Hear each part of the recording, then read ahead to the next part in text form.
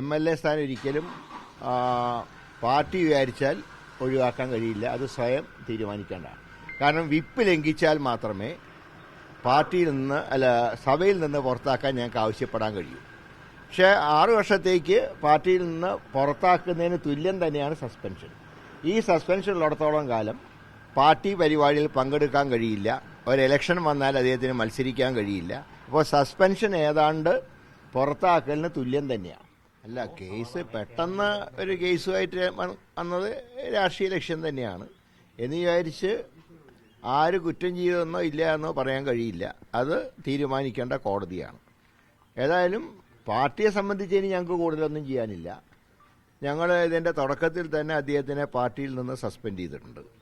ഇനി ആ സസ്പെൻഷൻ കൂടുതൽ കടുത്ത നിലപാടിലേക്ക് പോകണമെങ്കിൽ ആ സാഹചര്യങ്ങൾ പരിശോധിച്ചിട്ട് മാത്രമേ ചെയ്യാൻ കഴിയൂ.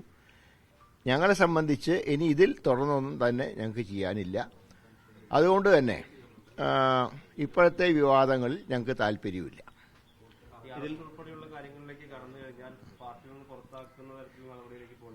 അറസ്റ്റിലേക്ക് കടക്കുമ്പോൾ അപ്പം ആലോചിക്കാൻ കാര്യങ്ങൾ.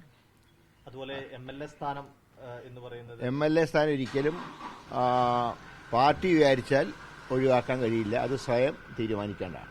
കാരണം വിപ്പ് ലംഘിച്ചാൽ മാത്രമേ പാർട്ടിയിൽ നിന്ന് സഭയിൽ നിന്ന് പുറത്താക്കാൻ ഞങ്ങൾക്ക് ആവശ്യപ്പെടാൻ കഴിയൂ. പക്ഷേ 6 വർഷത്തേക്ക് പാർട്ടിയിൽ നിന്ന് പുറത്താക്കുന്നതിന് തുല്യം തന്നെയാണ് സസ്പെൻഷൻ. ഈ സസ്പെൻഷൻ ഉള്ളിടത്തോളം കാലം പാർട്ടി പരിപാടിയിൽ പങ്കെടുക്കാൻ കഴിയില്ല. ഒരു ഇലക്ഷൻ വന്നാൽ അദ്ദേഹത്തിന് മത്സരിക്കാൻ കഴിയില്ല. അപ്പോൾ സസ്പെൻഷൻ ഏതാണ്ട് പുറത്താക്കലിന് തുല്യം തന്നെയാണ്.